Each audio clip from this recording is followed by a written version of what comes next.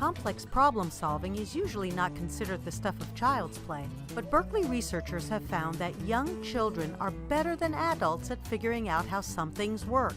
In a study using simple shapes and a musical light box, children showed a stronger ability to predict cause and effect, in this case, what's causing the box to play. Look at that! The machine turned on. For a long time, we thought that babies knew how.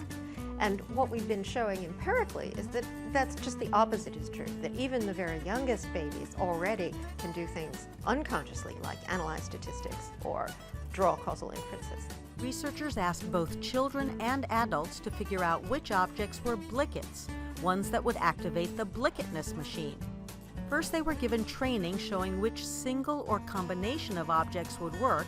Then they were tested with a more ambiguous set of circumstances. The children were much more successful than the adults in predicting which objects were most likely to be the blickets. These children unconsciously are making inferences, drawing conclusions, solving problems the same way, in many ways, that a very intelligent scientist would. But they're not self-conscious about it. They couldn't tell you that that was what they were doing. Do you think that cylinder is a blicket or not a blicket? Not.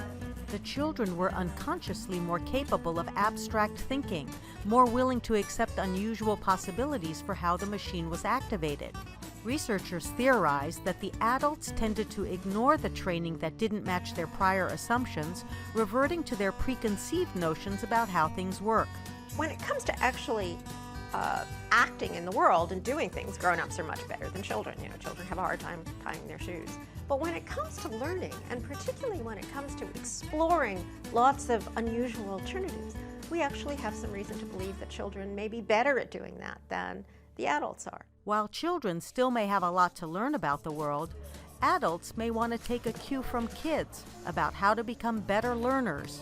At UC Berkeley, I'm Roxanne Makashjan. It comes into these